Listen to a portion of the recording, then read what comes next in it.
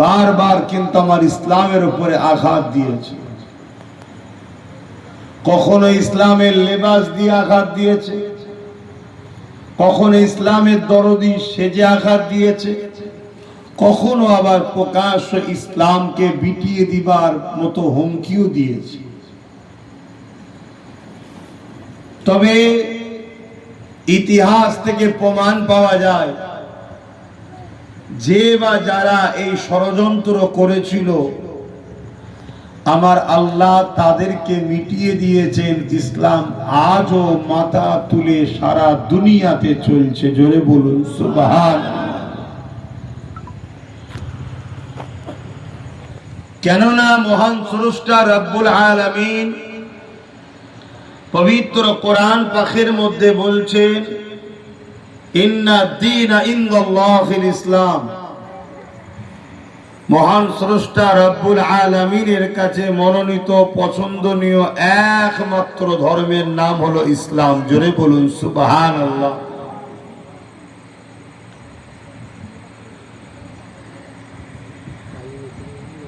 যুগে যুগে অনেক চেষ্টা হয়েছে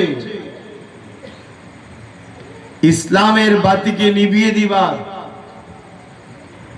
কোরআনের বাণীকে মুছে দিবার, আল্লাহর পাঠানো মেসেঞ্জার নবী রাসূলদের উপরে যুগে যুগে অনেক অত্যাচার হয়েছে। 1,02,24,000 নবী রাসূল এসেছেন। কম বেশি 70,000-এর অধিক নবীদেরকে দুনিয়ার জালিমরা হত্যা পর্যন্ত করেছে। সমস্ত নবীরা এসেছিলেন ইসলামের দাওয়াত দিতে। ইসলাম 1,500 বছরের নয়। ইসলাম পৃথিবীতে সর্বপ্রথম এসেছে যেদিন প্রথম মানুষ এসেছে, প্রথম একজন নারী একজন পুরুষ তার সাথে এসেছে, যিনি হলেন প্রথম বাবা আদম আলাইহিস সালাম আর প্রথম মা হাওয়া আলাইহিস সালাম। তিনারাও ছিলেন ইসলামের অনুসারী। ইসলামের প্রথম কথা হলো লা ইলাহা ইল্লাল্লাহ মুহাম্মাদুর রাসূলুল্লাহ। জোরে বলুন সুবহানাল্লাহ। আমার নবী এসেছেন 1,500 বছর আগে, কিন্তু আমার নবী 1,500 বছরের নয়। আমার নবী সর্বপ্রথম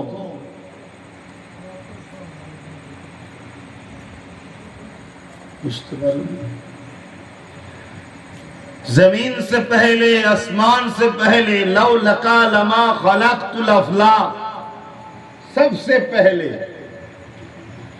खुदा जब जाहिर होने का इरादा किए हैं तो सबसे पहले खुदा ने हुक्म किया कुन हो जा, फयकुन हुआ, एक नूर हुआ जिसका नाम खुदा ने रखा मुहम्मदुर रसूलुल्लाह। बोलिए सुबहानल्लाह। तब से मेरा नबी है।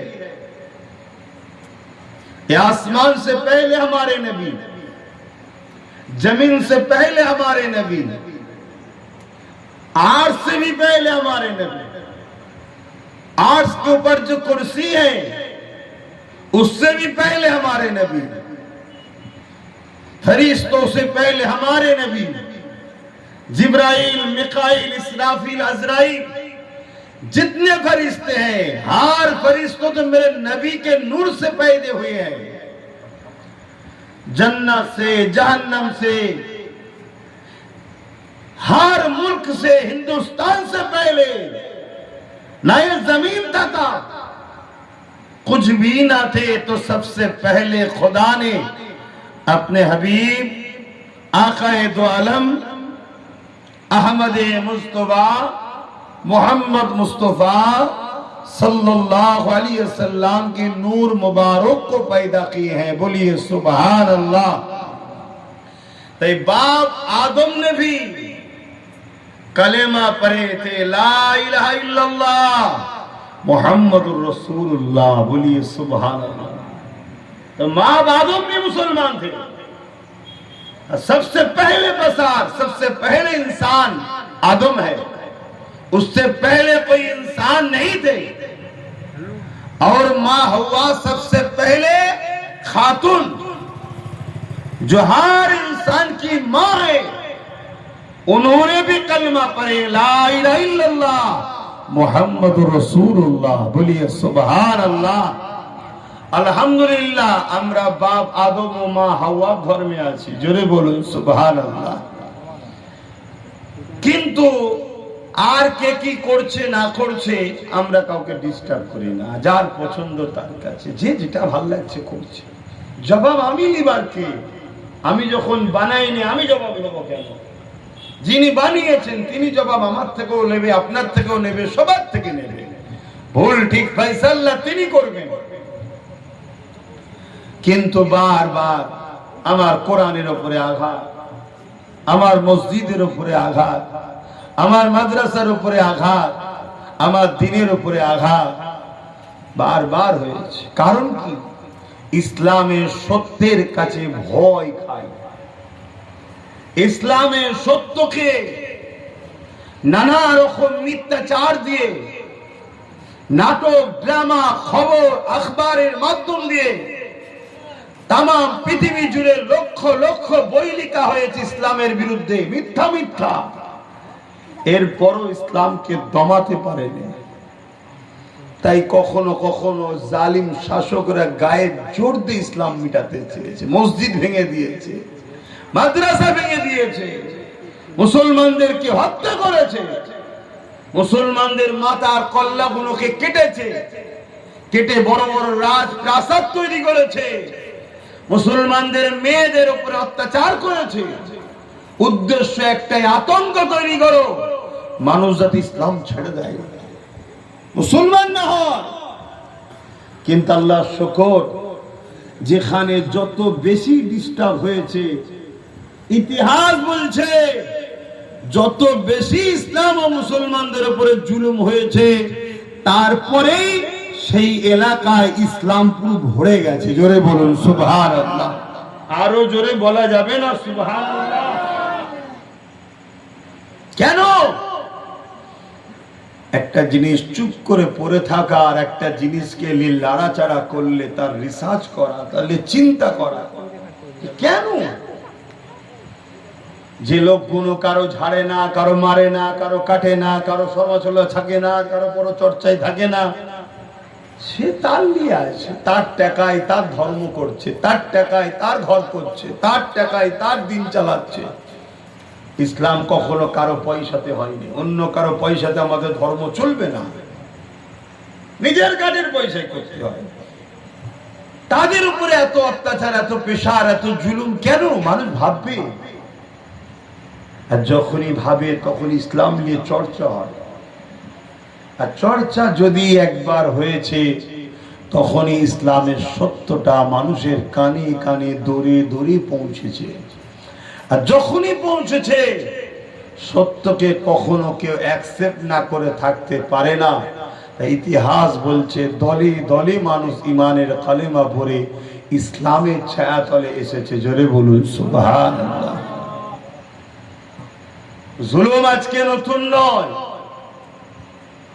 জুলুম যুগে যুগে অনেক হয়েছে। তবে প্রকাশ্য জুলুম আর ইসলামের মধ্যে থাকা গাদ্দারদের জুলুম, এই দুই জুলুম কিন্তু হয়েছে। এর মধ্যে গাদ্দারদের জুলুমটা বড় ভয়ানক। প্রকাশ্য রোম, যে রোমের সূর্য ডুবতো না, এত বড় ক্ষমতা ছিল। আজও ইতিহাস যারা পড়ে তারা রোমের ইতিহাস জানে, এত বড় সুপার পাওয়ার ছিল, ইসলামের পিছনে লেগেছিল। গুটিগত সাহাবা হুজুররা গিয়ে রোমকে দখল করে নিয়েছে। জোরে বলুন সুবহানাল্লাহ। কিসরা, কাইসার, পারস্য ইসলামের পিছনে লেগেছিল, গুটিগত সাহাবারা গিয়ে সব দখল করে নিয়েছে। জোরে বলুন সুবহানাল্লাহ। মনে রাখবেন, ইসলামের প্রকাশ্য দুশ্মনী যারা করেছে, তারা যতটা না ইসলামের ক্ষতি করতে পেরেছে, ঘুরিয়ে তারা ইসলামের উপকারটাই বেশি করে দিয়েছে। হয়তো 10টা মসজিদ গেছে, 10টা মাদ্রাসা গেছে, 1000 লোকের জীবন গেছে কি আরো বেশি, কিন্তু অন্যদিকে তারা ইসলামের এত বড় উপকার করেছে, একটা বিপ্লব, নতুন করে ইনকিলাব এসেছে। জোরে বলুন সুবহানাল্লাহ। মনে রাখবেন, কুরবানি তো দিতে লাগে নাকি? আল্লাহ আপনাকে জান্নাতে বেহিসাব দিতে চাইছে। আপনি খুশি না খুশি না এটা বলুন? তাহলে আপনাকে শহীদের দরজা নিতে হবে, শহীদের মর্যাদা নিতে হবে আপনাকে। শহীদ আপনাকে আল্লাহ লাকাবটা দিতে চাইছে, আপনি নেবেন না? এই শহীদ যে হয় সে তো বেহিসাব জান্নাত যায়। আল্লাহ আপনাকে মনোনীত করছে যে আপনি তার দ্বীনের জন্য মুজাহিদ হবেন, আপনাকে তার দ্বীনের জন্য আল্লাহ গাজী বানাবে, তা আপনাকে তো নিতে হবে। এ তো খুশ নসিবের ব্যাপার, সবাইকে তো আল্লাহ দেয় না। আল্লাহ কুরবানি নিয়েছেন, কারো কারো কুরবানি দ্বারাই আজ আপনার চাচুয়া পর্যন্ত ইসলাম এসে পৌঁছেছে। আজ আমাদের কুরবানি দ্বারা আরো যেখানে নাই সেখানেও পৌঁছাবে। তা কুরবানি তো দিতে হবে, কুরবানি না দিলে ইতিহাস হয় না, আর ইতিহাস না হলে মানুষ পড়ে না, আর ইতিহাস যখনই পড়বে তখনই তো নতুন একটা নব জাগরণ তৈরি হবে।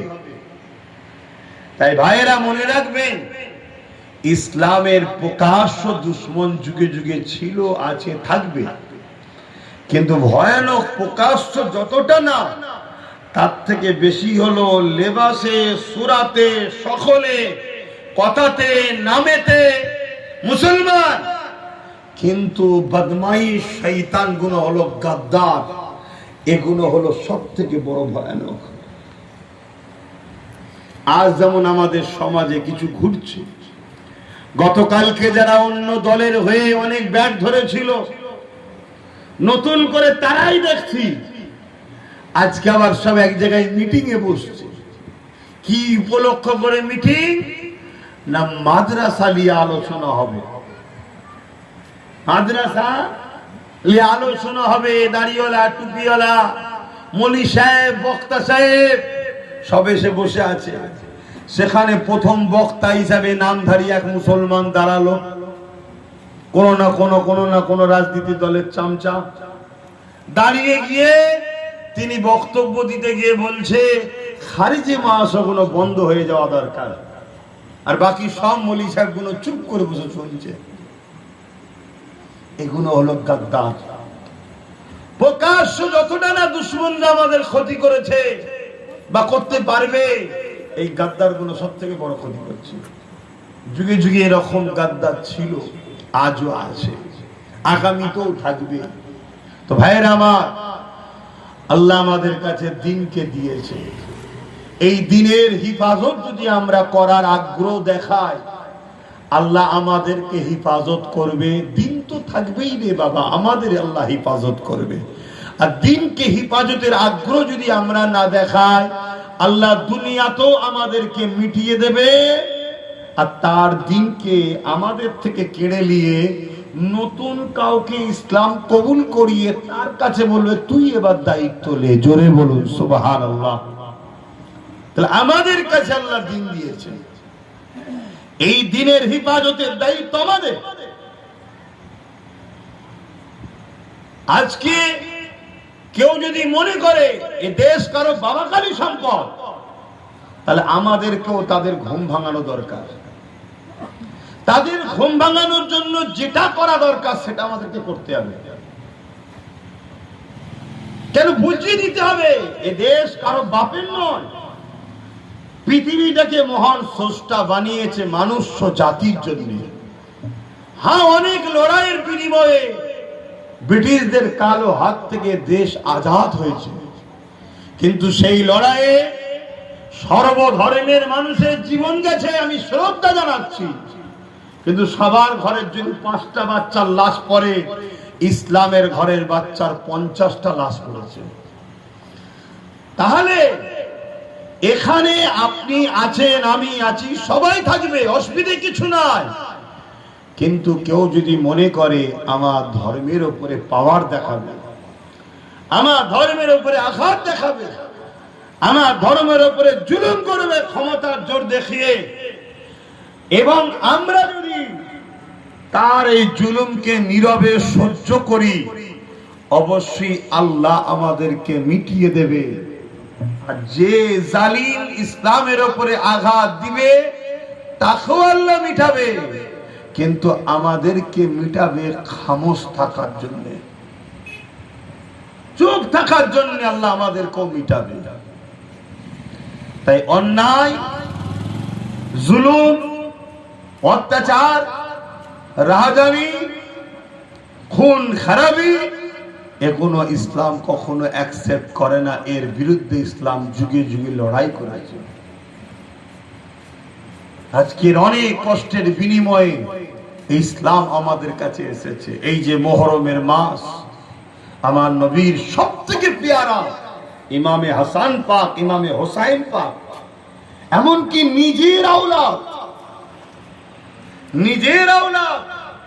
সেই নিজের আওলাদকে ভালোবাসেন, তার থেকেও বেশি নিজের নামাসা মেয়ের সন্তান ইমামে হাসান পাক, হোসাইন পাককে রাসূল আরো বেশি ভালোবেসেছেন। জোরে বলুন সুবহানাল্লাহ। একদিন আল্লাহ রাসূল ইমামে হাসান পাক, হোসাইন পাক, একদিন ইমামে হোসাইন পাককে রাসূল পাক কোলে নিয়ে বসে আছে, আর এক কোলেতে হযরতে ইব্রাহিম পাক, আমার রাসূল পাক সাল্লাল্লাহু আলাইহি ওয়াসাল্লামের রক্তে জিগার তেনাকে নিয়ে বসে আছে, নবীর টুকরো, নবীর নিজের খুনের সন্তান নিয়ে বসে আছে। আর এটা মাওলা আলীর খুনে ইমামে হোসাইন পাক। হযরতে আজরাইল আলাইহিস সালাম এসেছেন, আল্লাহ নবীকে সালাম দিয়ে বলছেন, হুজুর দুটোকে একসাথে রাখা যাবে না, দুটোর মধ্যে একটাকে দিতে হবে, আপনার উপরে ফয়সালা, আপনি যেটাকে দেবেন আমি সেটাকে নিয়ে যাব। আল্লাহ নবী একবার ইমামে হোসাইন পাকের দিকে দেখেন, আর একবার ইমামে হাসান করে ইব্রাহিম পাকের দিকে তাকান। রাসূলুল্লাহ চোখ দিয়ে পানি বেরিয়ে যাচ্ছে। এদিকে নবী পাকের কোলে দুটো বাচ্চা খেলা করতে লেগেছে। একে অপরে বাচ্চারা যেমন খেলা করে, তিনারা খেলা করতে লেগেছে। একজন হলেন আব্বা জানের কোলে, আর একজন নানা জানের কোলে খেলা করতে লেগেছে। আল্লাহ নবী দুজনকে নিয়ে বসে হাসি খুশি করতেছিল। এমন সময় আজরাইল জিবরাইল আলাইহিস সালাম এসে বললেন, দুজনের মধ্যে থেকে একজনকে দিতে হবে। আল্লাহ নবী বারবার তাকায় ইমামে হোসাইন পাকের মুখের দিকে, আর একবার ইমাম এমন করে ইব্রাহিম পাকের মুখের দিকে। এই তাকাতে তাকাতে আল্লাহ নবী বললেন, আজরাইল, আমি আমার ইব্রাহিমকে দিয়ে দিলাম, কিন্তু হোসাইনকে আমি দিতে পারবো না। কত ভালোবাসে, দিয়ে দিলেন। হুজুর শহীদ হয়ে গেলেন, ইন্তেকাল হয়ে গেলেন। আমার নবীর আওলাদ, ইন্না লিল্লাহি ওয়া ইন্না ইলাইহি রাজিউন, আল্লাহর থেকে এসেছিলেন, আল্লাহর কাছে চলে গেলেন, হোসাইন পাককে রেখে দিলেন।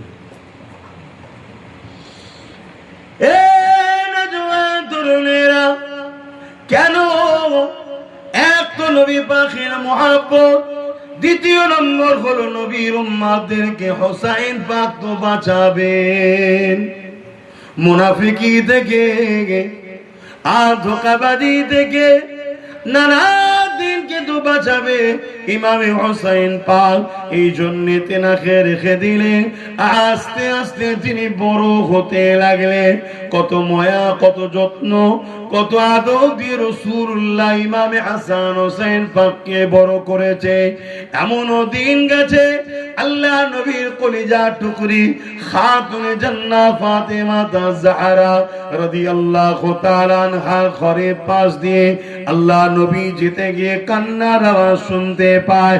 আল্লাহ নবী দাঁড়িয়ে গিয়ে হযরত ফাতেমা হুজুরকে সালাম দিয়ে বলে, এই ফাতেমা, কেন বাচ্চা দুটো কাঁদে? আমি রাসূলুল্লাহ জানো তো এদেরকে বড় ভালোবাসি, এদের কান্না, এদের নানা আমি রাসূলুল্লাহ সহ্য করতে পারি না। ওই সময় খাতুনে জান্নাত বলেছিলেন, ইয়া রাসূলুল্লাহ হাবিবাল্লাহ, বাচ্চা কোনো খেয়ে বড় ক্ষুধার্ত লেগেছে, বড় পিপাসা লেগেছে, ঘরে পানি পর্যন্ত নাই এবং খাবার অন্য কিছু নাই। আল্লাহ নবী নবী দয়া নবী ভেতরে প্রবেশ করে ইমামে হোসাইন পাককে কোলে নিয়ে রাসূলুল্লাহ নিজের জিহ্বা মুবারককে হমল করে হোসাইন পাকের জবান মুখ মুবারকে দিয়ে দেয়। ইমামে হোসাইন পাক নানা জানের কোলে হাতে শুয়ে শুয়ে নানা জানের জিহ্বা মুবারককে চুষতে লেগেছে। যে জবানটাই হলো কোরআন, এই জবান দিয়ে যেটা বেরিয়েছে ওটাই তো কোরআন হয়েছে। এই তো নাকি গো, তাহলে কোরআন চুষছে ইমামে হোসাইন পাক। আল্লাহ নবীর কলিজার টুকরি খাতুনে জান্নাত বলছে, আব্বা আপনি কি করছেন? এটা বলছে, মারে এই বাচ্চা একদিন খুব কষ্ট পাবে পিপাসার জন্য কারবালায়। আজ আমি যা করে দিলাম দুনিয়াতে, কারবালাতে, আখেরাতে কখনো তোমার বাচ্চাকে আর পিপাসা কষ্ট দিতে পারবে না। জোরে বলুন সুবহানাল্লাহ। সেই বাচ্চা আল্লাহ নবী জানে যে বাচ্চাটাকে আমি দিলাম না আজরাইলের হাতে, সেই বাচ্চা কারবালায় শহীদ হবে, কিভাবে হবে সবটাই জানে। তারপর রাসূল পাক সাল্লাল্লাহু আলাইহি সাল্লাম কিন্তু আদর করে যত্ন করে রেডি করছে কারবালায় কুরবানি দেবে বলে। তোমাকে আমাকে কুরবানি দিতে হবে না? বলো, দিতে হবে। আজ মসজিদ ভাঙবে, মাদ্রাসা ভাঙবে, জুলুম করবে, অত্যাচার করবে, তুমি আমি গায়ে হাওয়া লাগিয়ে ঘুরবো, তাই তো? হ্যাঁ,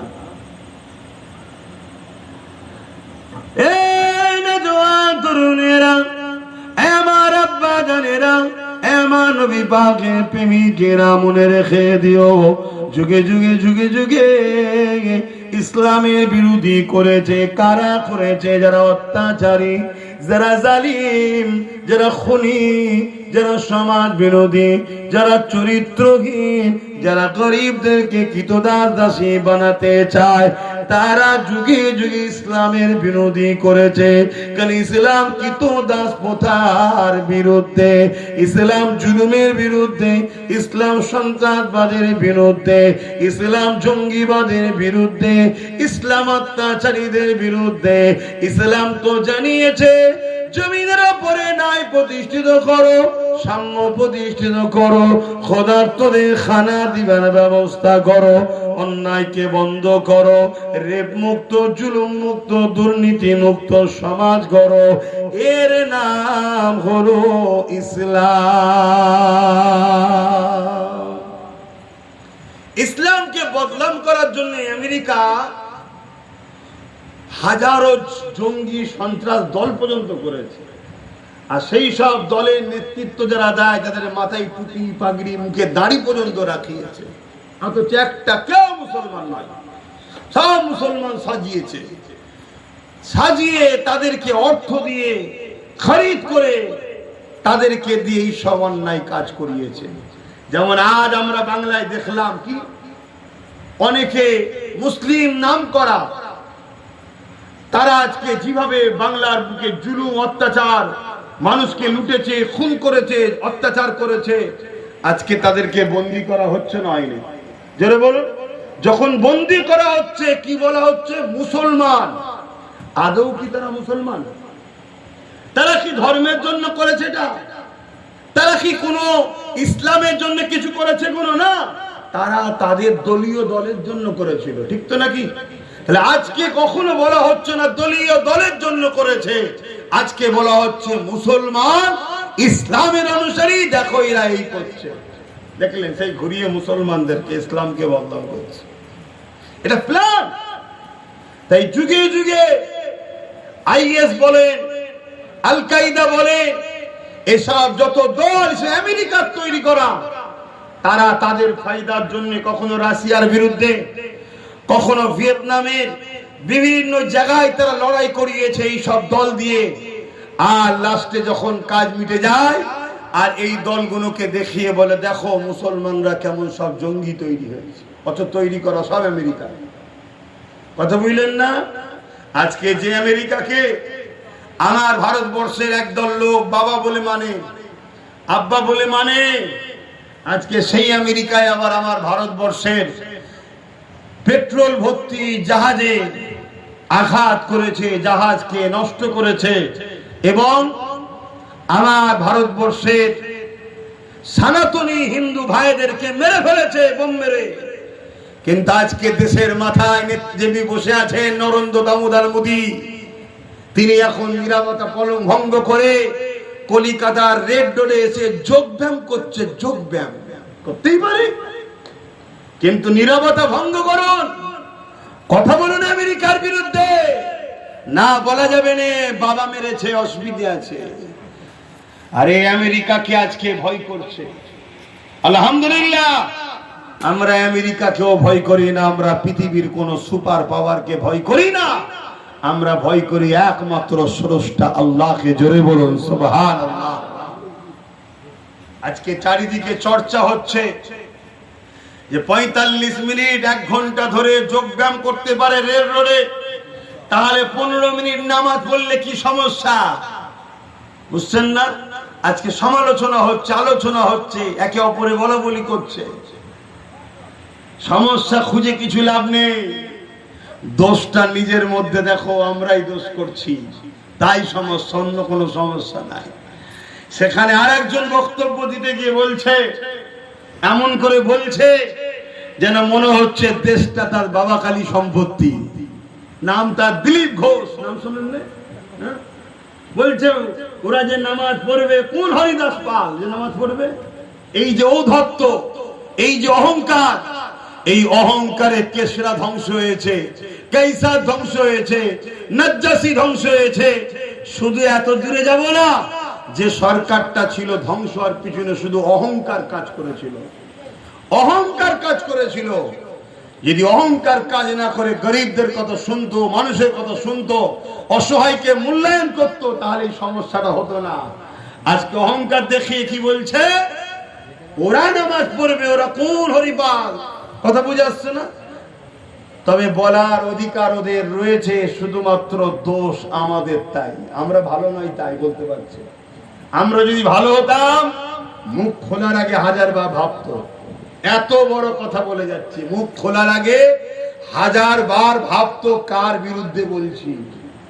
কিন্তু আমরা তো ভালো না, আমরা ভালো?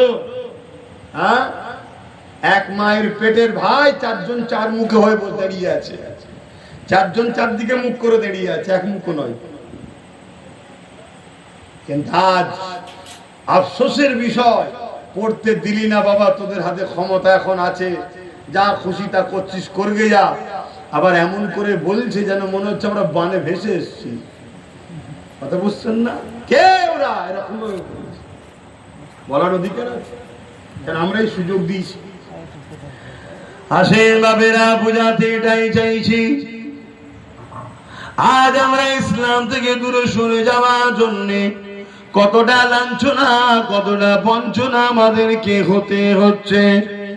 মনে রাখবেন, আল্লাহ পাক তার দিনের জন্য যথেষ্ট, তিনি তিনার দিনের হিফাজত করেছেন। চিঙ্গিস খান চেয়েছিল ইসলামকে মিটিয়ে দেব, আল্লাহ পাক হিফাজত করেছেন, চিঙ্গিস খানকে আল্লাহ মিটিয়ে দিয়েছেন। হালাকু খান চেয়েছিল ইসলামকে মিটিয়ে দেব, আল্লাহ পাক ইসলামকে হিফাজত করেছে, হালাকু খানকে মিটিয়ে দিয়েছে। তাতারিরা চেয়েছিল ইসলামকে মিটিয়ে দেব, আল্লাহ পাক ইসলামকে হিফাজত করেছে, তাতারিদের ঘরে মিটিয়ে দিয়েছে। এই যুবকেরা, তরুণেরা, বাপেরা, ঠিক এই মাসেতে আজ থেকে কিছু কম বেশি 1400 বছর আগে এজিদ চেয়েছিল ইসলামকে মিটিয়ে দেব, নতুন একটা দিন তৈরি করব। আমার আল্লাহ পাক এজিদকে মিটিয়ে দিয়েছে, কিন্তু আমার ইমাম পাক এবং তিনার হাল পরিবারদের কুরবানির বিনিময়ে আজও চাচুয়ার বুকে ইসলাম যে আছে, এটা আমার হোসেন পাকের অবদান, এটা হোসেন পাকের অবদানে আছে। আজকে আমার বাচ্চারা ইসলাম পাবে কি পাবে না আমাদের উপর নির্ভর করছে। আমরা যদি কুরবানি দিতে পারি, অবদান দিতে পারি, আমাদের বাচ্চারা পাবে। শুনছেন তো? আমরা যদি অবহেলা করে কাটাই, ইসলাম থেকে দূরে থাকি, তাহলে কিন্তু দেখা যাবে আমরা ধ্বংসের দিকে যাচ্ছি। ঠিক অসুবিধা হচ্ছে কথায়? একটুখানি সাইডে বলেছিলাম, খারাপ লাগছে? কারণ নতুন করে আবার সব এখান থেকে প্লাগ গুজে খুলে নিয়ে আবার এখানে প্লাগ গুজছে, তখন কি করছে না তখন? হ্যাঁ, এখানে আর চার্জ নেই, এখান থেকে খুলে নিয়েছে, নিয়ে আবার এখানে বুঝছে। মুসলমানের কথা বলছি, মুসলিমের কথা বলছি না, আমি তাদের কথা বলতে যাবো কেন? আর আমার লড়াই তো কোনো অমুসলিমের বিরুদ্ধে নয়, আমার লড়াই জালিম শাসকের বিরুদ্ধে। তার কি ধর্মীয় পরিচয় আমার যারা দরকার নেই। মোদির কি ধর্ম, ধর্ম বিরুদ্ধে কি ধর্ম, আর মমতার কি ধর্ম, উসামা দেখার দরকার নেই। সারা রাজনীতির নেতা জুলুম করলে বলবো এটা দেশের নাগরিক হিসাবে দায়িত্ব আছে। কথা বুঝে আসছে? এর মানে এটা নয় যে আমি অন্য কোনো ধর্মের বিরুদ্ধে বলছি না। রবীন্দ্রনাথ টেগর থেকে শুরু করে, স্বামী বিবেকানন্দ থেকে শুরু করে, ঈশ্বরচন্দ্র বিদ্যাসাগর থেকে শুরু করে, তাদেরকে আমরা তো শ্রদ্ধা করি, সম্মান করি, ভালোবাসি। ভালো লোক ছিল তারা, কি করেন না করেন না? হ্যাঁ, তার ধর্ম কি আমার দেখার দরকার নেই, কিন্তু লোকটা ভালো ছিল, আমি তাকে শ্রদ্ধা করি, ব্যক্তি হিসেবে তাকে ভালোবাসি। সে আমার দেশের জন্য অনেক কিছু করেছে। তারা নেতাজি সুভাষচন্দ্রের মতো মাসুস আমার দেশের জন্য কম লড়াই করেছে, দেশটা আজাদ করার পিছনে তাদের বিরাট অবদান আছে, কেন শ্রদ্ধা করবো না? কিন্তু কেউ যদি আবার বিরোধী করে, ক্ষতি করে, সে মুসলিম হলে তার বিরুদ্ধেও তো বলতে হবে। আমার অসুবিধা হচ্ছে নাকি আপনার? আমার নওজওয়ানেরা, তরুণেরা, বাপেরা, এখন যে বিষয়টা বলতে চাইছি, যুগে যুগে ইসলামের বিরুদ্ধে ষড়যন্ত্র হয়েছে। কেন ষড়যন্ত্র হয়েছে? ইসলাম মানুষকে ন্যায় শিক্ষা দেয়, ইসলাম মানুষকে সামনের দিকে ডাকে, ইসলাম মানুষকে ভ্রাতৃত্বের দিকে ডাকে, ইসলাম মানুষকে তৌহিদের দিকে ডাকে, ইসলাম মানুষ একে একত্ববাদের দিকে ডাকে, ইসলাম মানুষকে শিক্ষা দেয়, এ মনুষ্য জাতি তোমরা সূর্যের থেকে দামি, সূর্যের উপাসনা করো না। তোমরা চাঁদের থেকে দামি, চাঁদের উপাসনা করো না। তোমরা পাহাড় পর্বতের থেকে দামি, পাহাড় পর্বতের উপাসনা করো না। তোমরা মানুষের উপাসনা করো না। তোমরা হলে শ্রেষ্ঠ মখলুক, তোমাদেরকে যিনি বানিয়েছে সেই মহান স্রষ্টা আল্লাহর উপাসনা করো।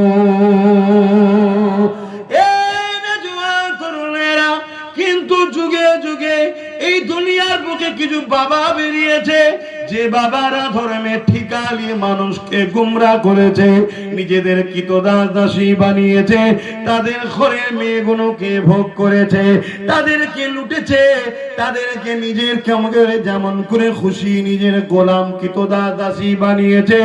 ইসলামের আলো যখন মানুষের দরে দরে পৌঁছে যায়, এই ভণ্ড বাবাদের দোকানগুলো তখন বন্ধ হয়। এই ভণ্ড বাবারা তাই চাই না ইসলামের আলো দূরে দূরে ছুটতে থাকো। তাই এরা নিজেরা শক্তিশালী, এ যুবকেরা, তরুণেরা, এরা নিজেরা নিজেদের ক্ষমতা তৈরি করে এমন ব্যক্তিদেরকে ক্ষমতায় যোগায়, যারা ক্ষমতা জোরে এসে গাইজুয়ারিদের ইসলামকে মিটাবে। এটা যুগে যুগে চলে আসছে।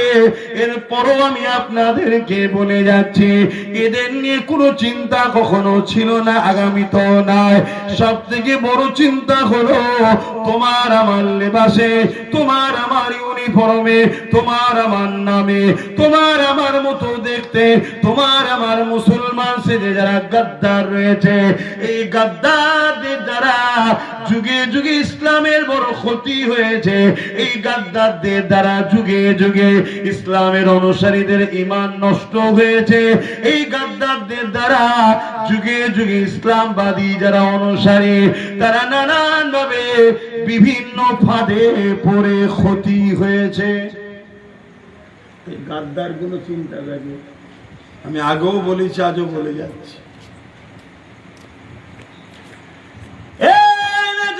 তরুণেরা, আল্লাহ তার দিনের জন্য যথেষ্ট। আল্লাহ পাক ইমামে হোসেন পাককে তার দিনের জন্য মুকাররার করে দিলেন। ইমামে হোসেন, তোমার কুরবানি দ্বারা আমার দিন দুনিয়ায় নতুন করে আবার জিন্দা হয়ে যাবে।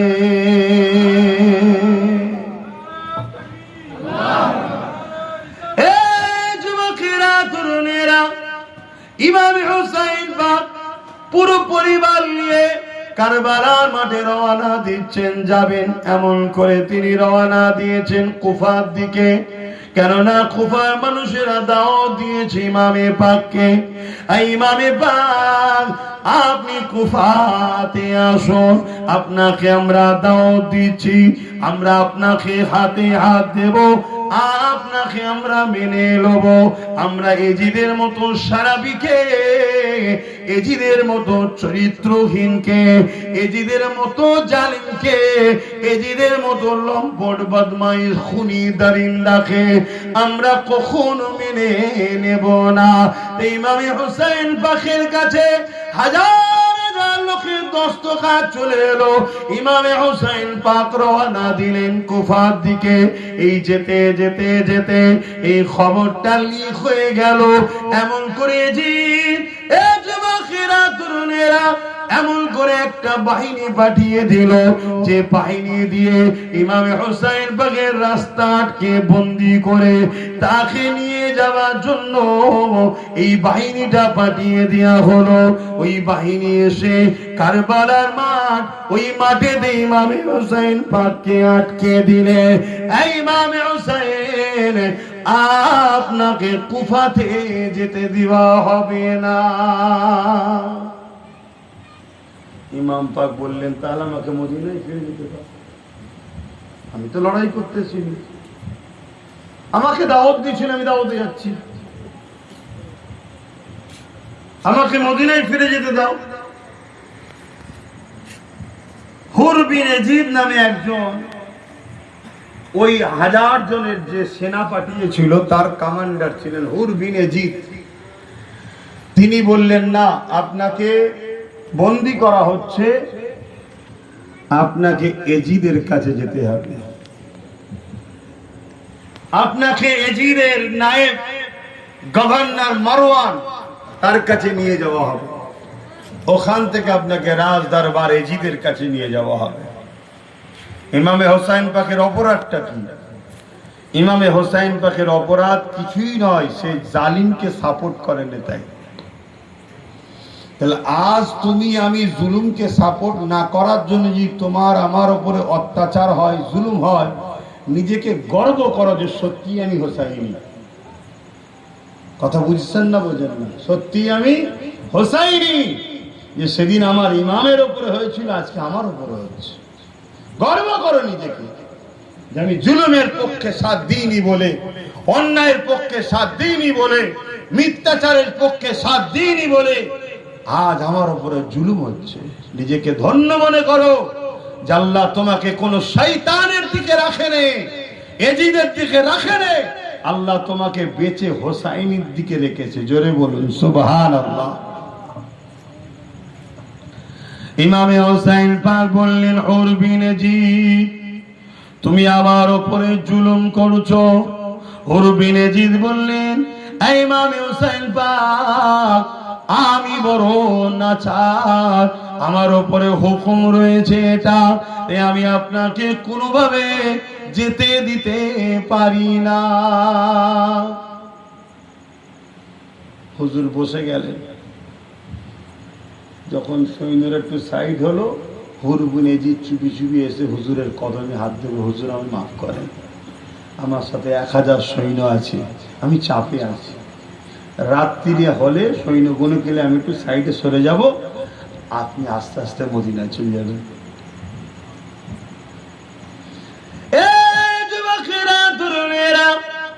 ইমাম হোসেন বা খুশি হয়ে গেলেন তিনার উপরে। আর এমন করে যখন রাত হয়ে গেছে, হুরবিনেজি সৈন্যগুলোকে নিয়ে একটু সাইডের দিকে সরে গেলেন, ইমাম বাককে যাবার এই সুযোগটা করে দিলেন। কিন্তু ইমাম বাক রওনা দিলেন সঙ্গী সাথীদের নিয়ে। সারা রাত ঘুরে ঘুরে ঘুরে ঘুরে ঘুরে যখন সকাল হলো, আবার দেখতে লেগেছেন সেই কারবালার ময়দানে দাঁড়িয়ে আছে। আমার আল্লাহর মর্জি ইচ্ছাকে কেউ কখনো রদ করতে পারবে না। এই যুবকেরা, তরুণেরা, বাপেরা আবার হুরবিনেজিদ বললেন, হুজুর কি হলো? আবার বন্দির জন্য তিনাকে ঘিরে রাখা হলো। এইভাবে পরের দিন আবার হলো। এই যুবকেরা, তরুণেরা, ইমামে হোসেন পাক এই যে এজিদ হুরবিনেজিদ তিনাকে বন্দি করেছে, এই খবরটা মারওয়ানের কাছে অন্য সৈন্য গিয়ে খবরটা দিয়ে দিয়েছে। মারওয়ান আরো সৈন্য পাঠিয়েছে, আরো লোক পাঠিয়েছে। এইভাবে আস্তে আস্তে হুরবিনেজিদের কাছে দেখা যায় একটা দুটো নয়, 25,000 সৈন্য বাহিনী চলে এসেছে। ইমামে হোসেন পাক বললেন, 9 মুহররম সেদিন ছিল, আজকে রাতটুকু আমাকে আবার সুযোগ দিয়া হোক, এই রাতটুকু আমি আলোচনা করব, কাল আমি ফয়সালা দেব। এই রাতটুকুর কথা যখনই বলেছে, মারওয়ান সহ সবাই একটু আনন্দে নিঃশ্বাস ফেলতে লাগলো। 25,000 সৈন্যকে নিয়ে ওই সময় মারওয়ানকে জিজ্ঞাসা করা হলো, ইমামে হোসেন পাক আজকে রাতটুকুর কথা বলতে আপনার মধ্যে খুশির একটা নিঃশ্বাস দেখলাম, কারণ কি? ওই সময় মারওয়ান বলেছিল, এ সৈন্যরা শোনো, ওটা কার বেটা জানো? ওটা মাওলা আলী শেরে খোদা আলীর বেটা, ওটা নবী মুহাম্মদ রাসূলুল্লাহ নওয়াসা খাতুনে জান্নাতের কলিজা টুকরা ইমামে হোসেন। যদি তিনি মীমাংসায় এসে যায় খুব ভালো, আর যদি মীমাংসায় না আসে 25,000 কেন, এমন কোন মা সন্তান জন্ম দিতে পারেনি সে খোদা আলীর বেটা হোসেনের মোকাবিলা করতে পারবে। এই জন্য যখন রাতটুকু চেয়েছে, আমি একটু নিঃশ্বাস ফেললাম, হয়তো হোসেন রাজি হয়ে যাবে, তাহলে আমরা তাকে বড় ভালোভাবে মারওয়ানের কাছে, এজিদের কাছে নিয়ে চলে যাব, মিটে যাবে, ঝামেলার নেই। ভাবতে পারছেন 25,000 সৈন্য, এক হোসেন পাকলে টেনশনে আছে। আর আজকে আমাদের অবস্থা কি? কত বড় বড় সব ডন ছিল, দাদা ছিল, নামগুলো সব মুসলমান, বলতেও লজ্জা লাগছে। এখন কি খবর সব? আর বদলাম সব আমার কওমের হচ্ছে, কওমের বদলাম। তরুণেরা, এমন নবী পাখির প্রেমিকেরা, বাবারা শুয়ে রেখে দাও। সারা রাত হয়ে রাত এসে যায়, তাবু তৈরি হয়ে যায়। দুটো তাবু হয়েছে, একটা তাবু ইমামে হোসেন পাকের, আর একদিকে তাবু এজিদ বাহিনীর। ইমামে হোসেন পাকের তাবুতেও আজান হচ্ছে, এজিদ বাহিনীর তাবুতেও আজান হচ্ছে। এটাই হলো সব থেকে ভয়ঙ্কর, দুই জায়গাতেই আজান। প্রকাশ্য দুশ্মনলে ভয় নেই রে বাবা, এটাই ভয়। সাধারণ মানুষ বিভ্রান্ত হয়ে যাবে, কি ব্যাপার, কোন দিকে যায়? ওখানেও আজান, এখানেও আজান, ওখানেও বলছে আল্লাহু আকবার, এখানেও বলছে আল্লাহু আকবার, ওখানেও বলছে আশহাদু আন্না মুহাম্মাদুর রাসূলুল্লাহ। হোসেন পাকের তাবুতেও বলছে আশহাদু আন্না মুহাম্মাদুর রাসূলুল্লাহ।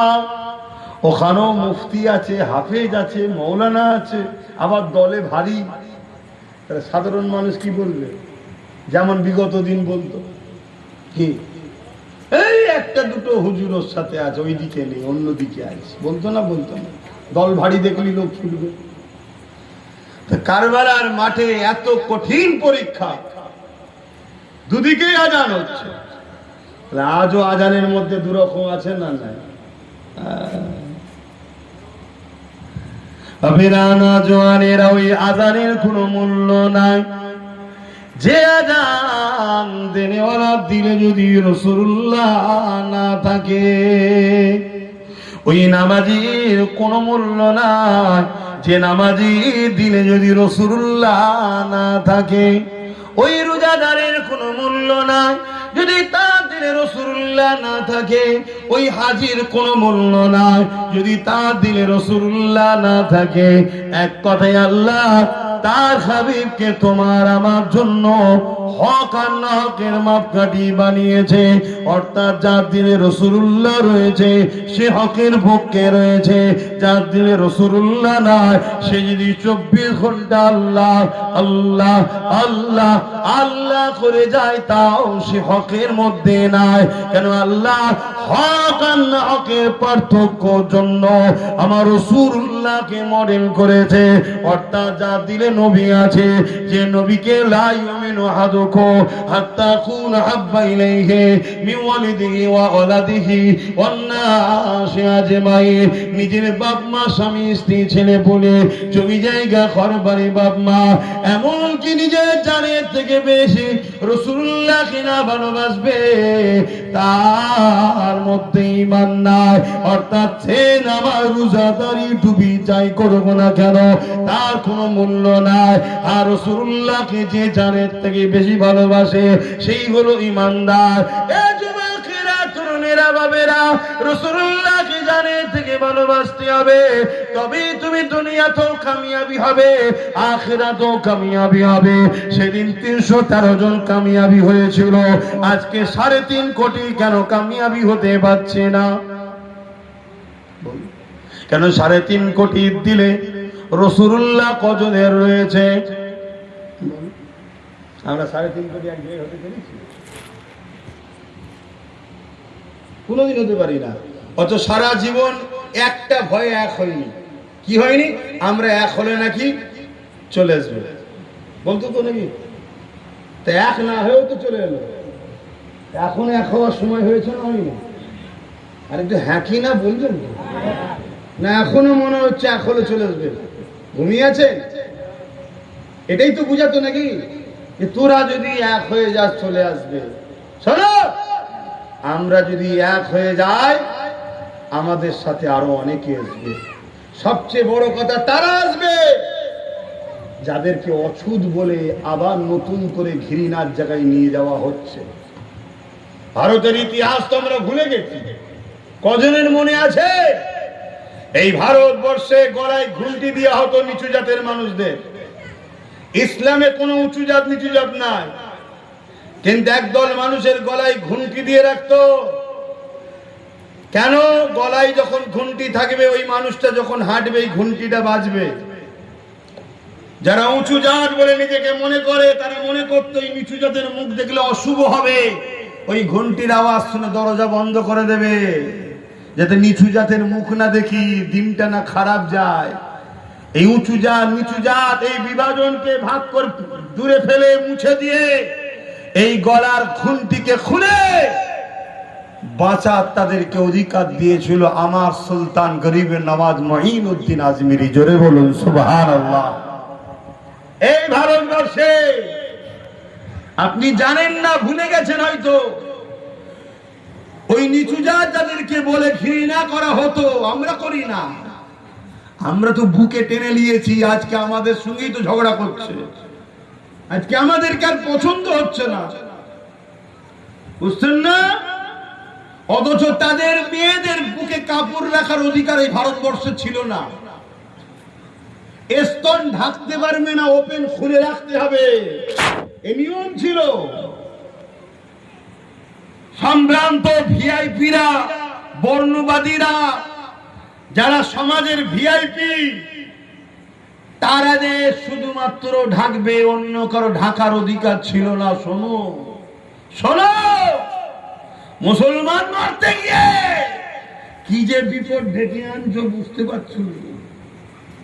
কিন্তু এই জাতের মানুষগুলো ভালো নয়, আমরা বড্ড খারাপ হয়ে গেছি, খুব খারাপ হয়ে গেছি।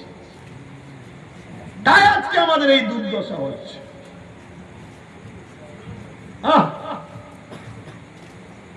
যে ধর্ম শিখালো লা ইয়ারহামুল্লাহু মান লা ইয়ারহামুন নাস, যে মানুষের উপরে দয়া করে না মহান স্রষ্টার দয়া সে পাবে না, সেই জাতের না মানুষগুলো আজকে গরিব, দুঃখী, এতিম, বিধবা, অসহায়, মুসলিম অমুসলিম সবাইকে জিম্মি করেছে। করেছে না?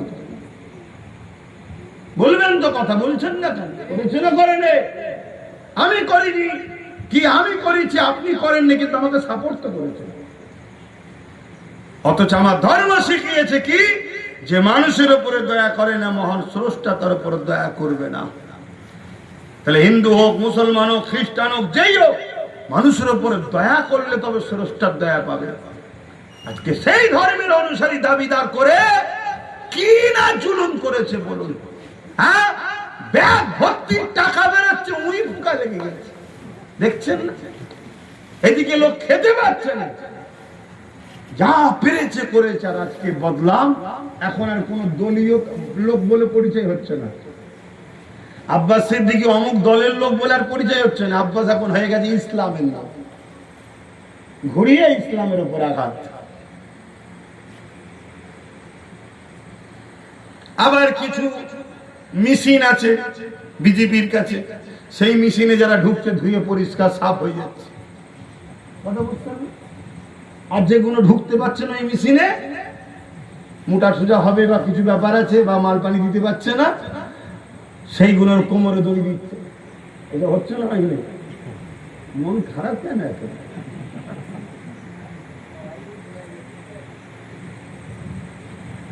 আরে বাবা, একটু বলতে হবে, একটুখানি এদিকেও শোনাতে হবে। সবটা নিয়ে তো ইসলাম, আর সবটা নিয়ে তো দুনিয়া, সবটা নিয়ে আখেরাত।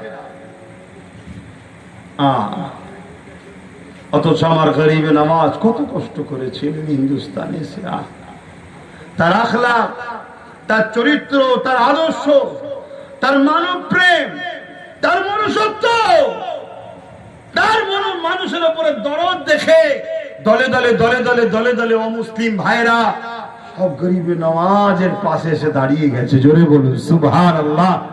গরিবে নওয়াজ তাদের হয়ে কথা বলেছে, লড়েছে, লড়াই করেছে।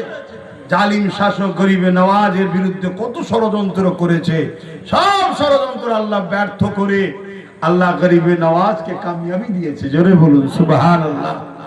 এই যে বুকে কাপড় রাখতে দিত না, আরে লড়াই করেছিলাম আমরা। হযরতে টিপু সুলতান রহমাতুল্লাহ আলাইহি, তিনি সর্বপ্রথম লড়াই করে আমার ভাইদের, বোনেদের সব স্তন ঢাকার ব্যবস্থা করে দিয়েছেন। জোরে বলুন সুবহানাল্লাহ। আজকে সামান্য কিছু পয়সা দিচ্ছে, আর দিচ্ছে, একটু মদ খেতে দিচ্ছে, একটু নাশার ব্যবস্থা করে দিচ্ছে, ঝগড়া লেগে যাচ্ছে আমাদের সঙ্গে। যেখানে সেখানে দেখলে কেমন টিটকিরি মারছে, কিন্তু খেয়াল নেই তোমাকে আমাকে লাগিয়ে কাল তোমার যে কি কপালে বাজ পড়বে তুমি বুঝতে পারছো না। তোমার জন্য কি দিন আসছে, আবার ওই দিন আসবে, আবার ওই সময় আনবে। বাবেরা, নওজোয়ান তরুণেরা, এ নবী পাকের প্রেমিকেরা, আমার ইমামে হোসেন পাক রাত হয়ে গেল, তাবুতে বসে কোরআন তেলাওয়াত করছে, তাহাজ্জুদ পড়ছে, কোরআন তেলাওয়াত করছে। কখন চোখটা জুড়ে গেছে, যে ঘুমিয়ে পড়েছে। আল্লাহ নবীকে খবে দেখতে লেগেছে। আল্লাহ নবী বলতে লেগেছে, ইমাম হোসেন তুমি দেরি করো না, আমি রাসূলুল্লাহ তোমাকে আবে কওসার পান করাবো বলে অপেক্ষায় রয়েছি।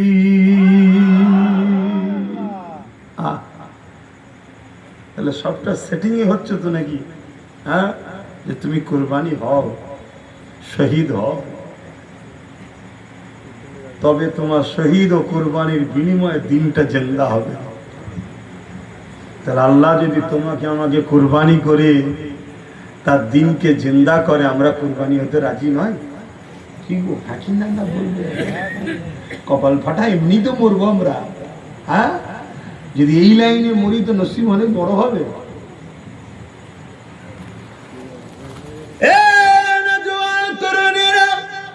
ইমামে হোসেন পাখির খুন ভেঙে যায়।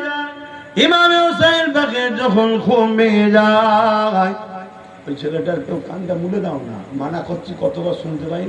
এই করে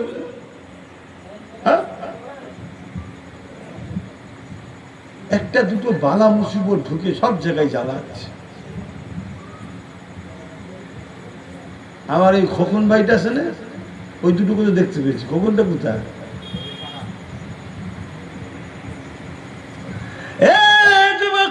তরুণেরা, আমার নবী পাকের প্রেমিকেরা, ইমামে হোসেন পাক এই সময় ঘুমটা ভেঙে যায়। হুজুর আমার মুচকি আসতে লেগেছে। এমন সময় বোন সাফিনা ইজাজত নিয়ে ভেতরে চলে আসলেন। হযরতে যায়েনব রাদিয়াল্লাহু তাআলা ভেতরে চলে এসে বলতে লাগলেন, ভাই আপনি হাসছেন কেন? ওই সময় বললেন, পাশে বসো।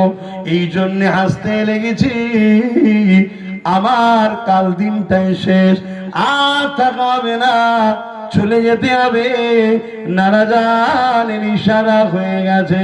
নানা জান আমার জন্য আবে কৌসারের পানি ইন্তজার করছে, আমাকে পান করাবে। হায় হায়, তাই আমি হাসছি। নানা জানের কাছে চলে যাব। ছোট্ট মেয়ে আছে, 3টে বাচ্চা আছে, তার মধ্যে কয়েক মাসের একটা বাচ্চা আলিয়াসগার রয়েছে। দুনিয়ায় সব পরীক্ষার জিনিস, আমরা সব পরীক্ষায় জড়িয়ে গেছি। কি হলো?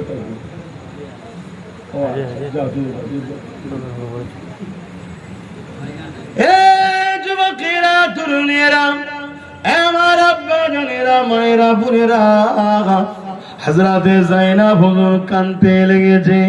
ভাই আপনি চলে যাবেন, আমি চলে যাব। এই যায়েনব, আমি তোমাকে কিছু ওসিয়ত করে যাচ্ছি তোমার ভাই হিসাবে।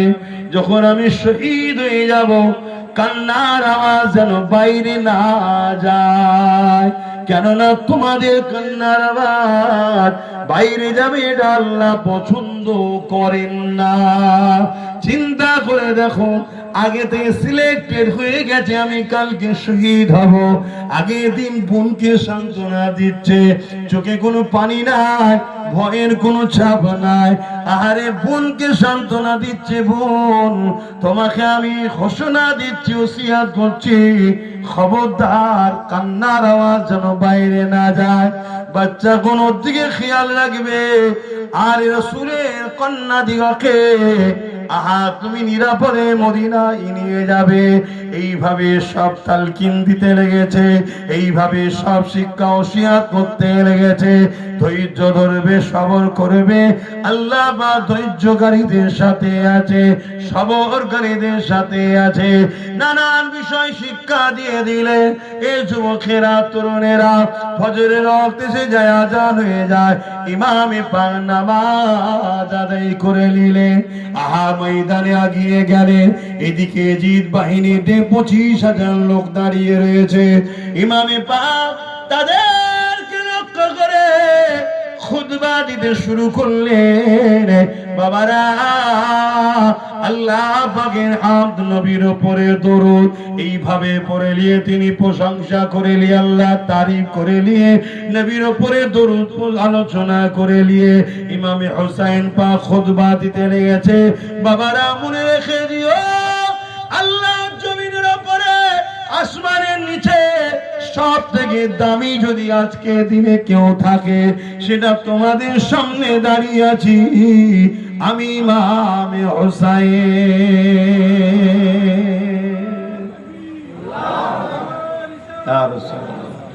এই যুবকেরা, তরুণেরা, ইমামে হোসেন পাক পাক এইভাবে বলতে বলতে তাদেরকে বুঝাতে লেগেছে, জুলুম করো না, জুলুমের সাথে জালিমের সাথে আল্লাহ নাই।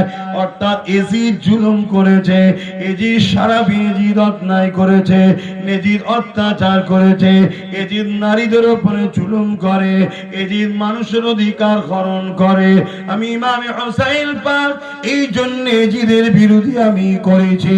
তোমাদের মধ্যে কি কেউ না এজিদের দল ছেড়ে আমার দিকে আসবে? ওই দিকে জাহান্নাম রয়েছে, ইমাম হুসাইন পাক বলছে এদিকে জান্নাত রয়েছে, কেউ কি জাহান্নাম থেকে জান্নাতে আসবে না? ইমাম হুসাইন পাকের খুতবা শুনে, বক্তব্য শুনে 25,000-এর মধ্যে যুবকেরা তরুণেরা মন দিয়ে সরে 13,000 হাফেজ আলেম মুফতি ছিল, 3,000 মন করে মুফতি ছিল, 3,000 হাফেজে কোরআন ছিল, 7,000 আলেম ছিল এজিদের দিকে। ইমাম হুসাইন পাক এত বক্তব্য দিল, একটা কেউ ফিরে এলো না। আজকের এজিদের দিকেও আলেম থাকবে না? থাকবে না? বলবেন তো? আজকের এজিদের দিকেও মুফতি মৌলানা থাকবে না? থাকবে না?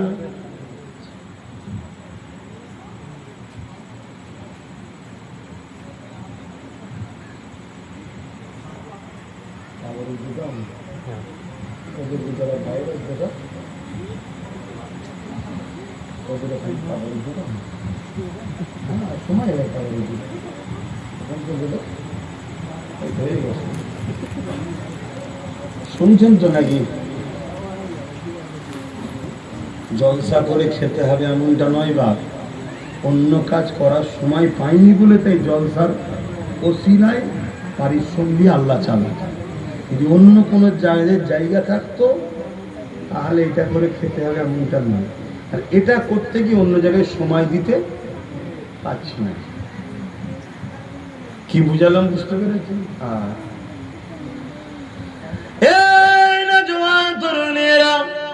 ইমাম হুসাইন পাকের বক্তব্য শুনে একটা মাত্র মানুষ এজিদের দিক দিয়ে ফিরে চলে আসলো, যার নাম হলো হুর বিন এজিদ।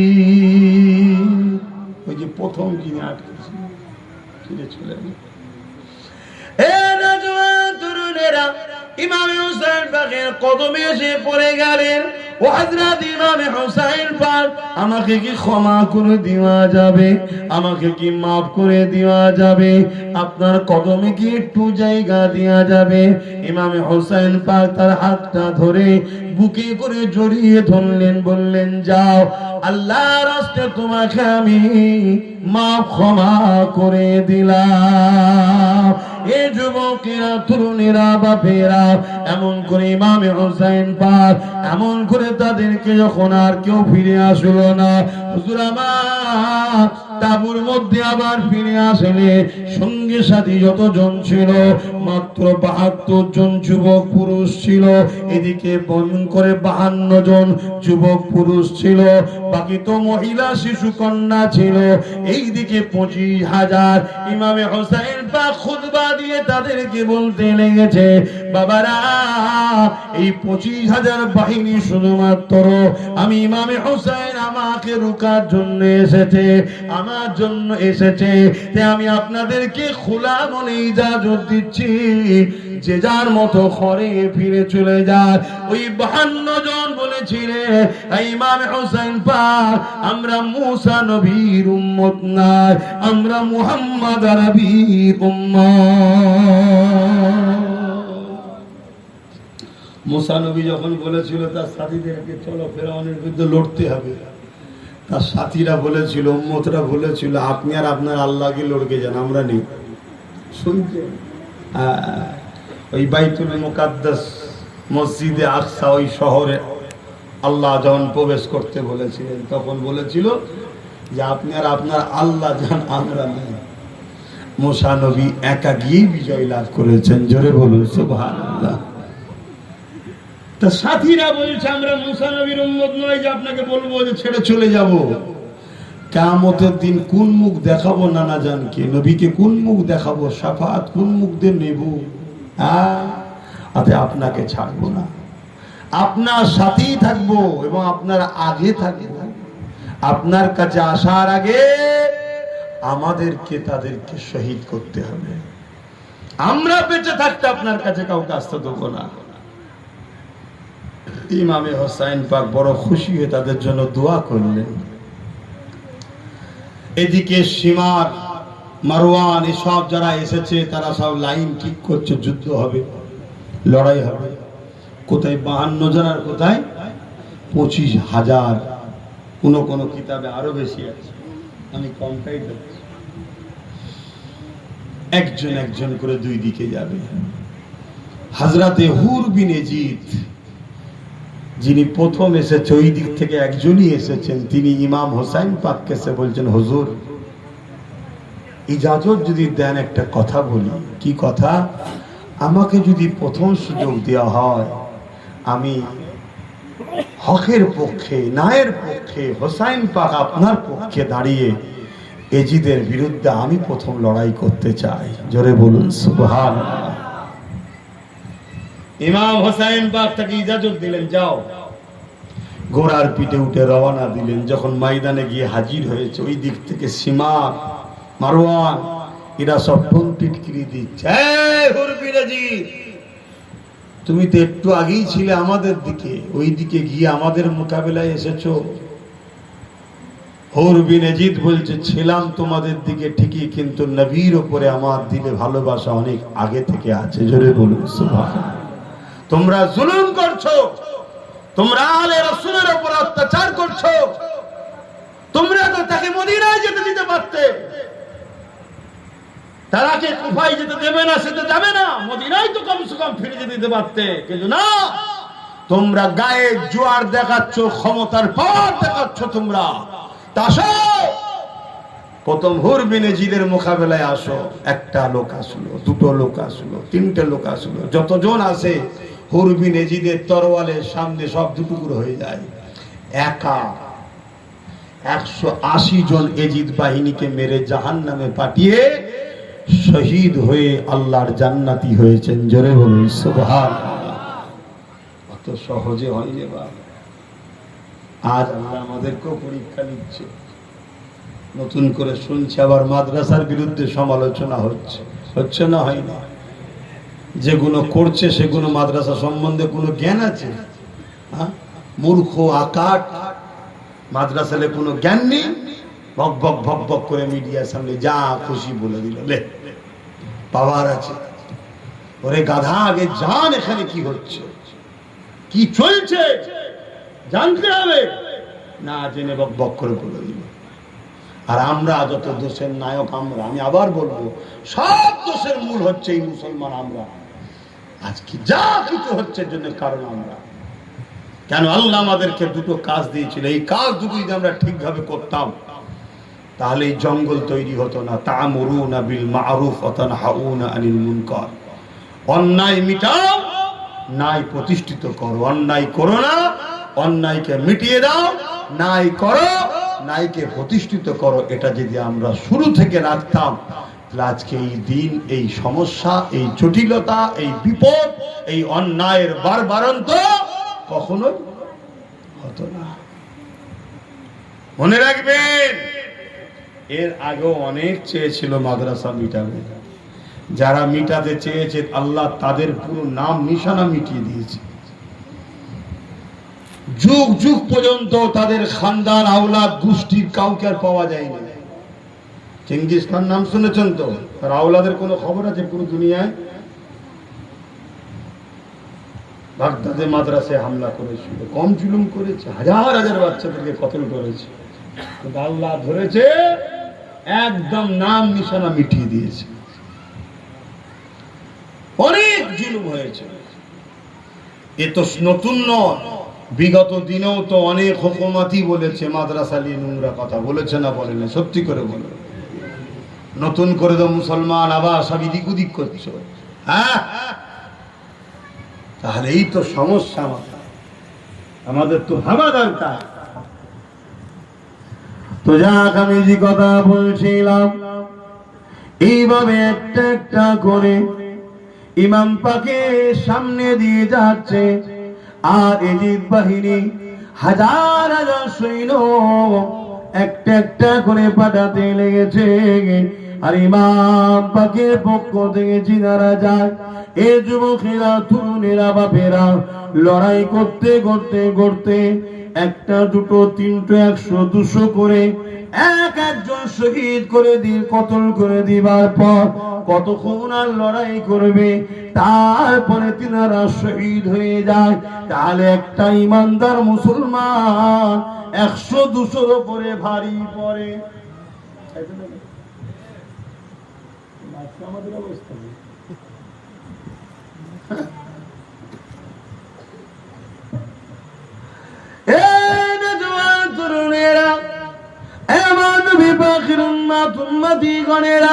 বাবারা, শুনে রেখে দাও, জেনে রেখে দাও, এদিকে একটার পর একটা শহীদ হয়ে যেতে লেগেছে। এদিকে তাঁবুর ভেতর থেকে আওয়াজ এসে যায়, ছোট্ট বাচ্চা আলী আসগার পিপাসায় কাতর হয়ে গেছে।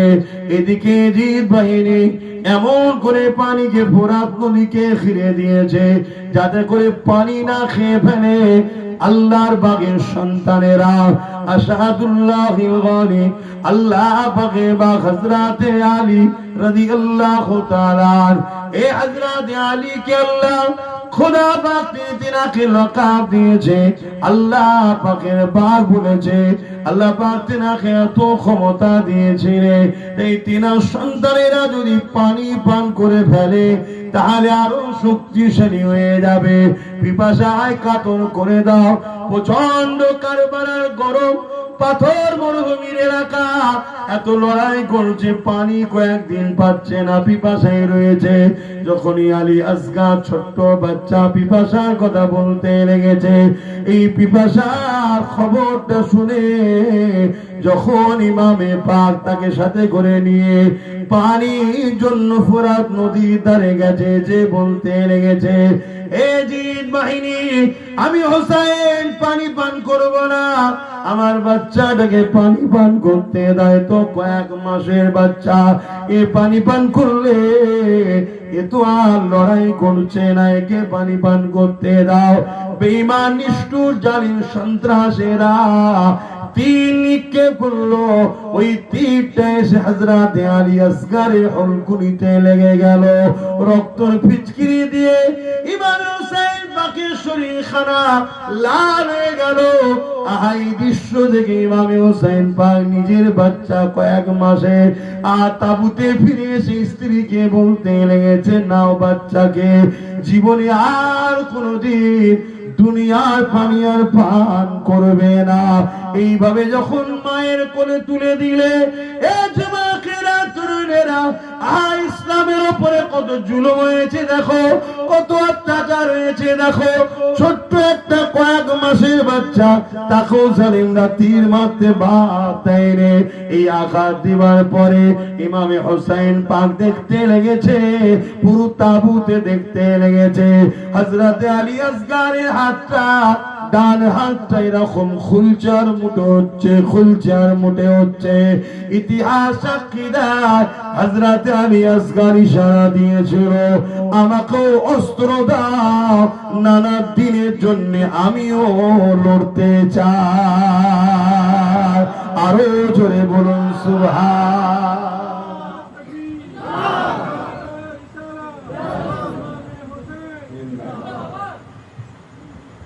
আজকে আমরা মুসলমান জালিম, অত্যাচারী, চোর, গুন্ডা, খুনি, বেঈমান, এদের জন্য কত লড়াই করলাম। কি লড়াই করেছে না করেন? 79 বছর ধরে মুসলমান লড়াই করছে। কখনো এর গদি বাঁচাও, কখনো ওর গদি বাঁচাও, কখনো ওর গদি বাঁচাও।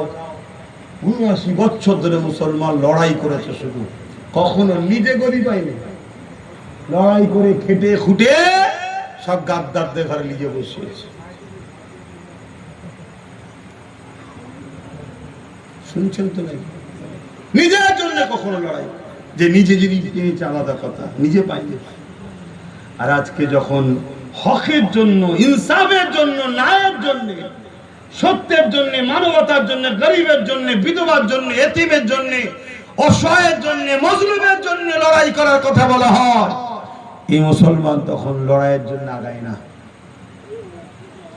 তাহলে আল্লাহ এদেরকে মিটাবার জন্য জালিম হুকুমত বসাবে না? বসাবে না? মিটিয়ে দেবে আল্লাহ।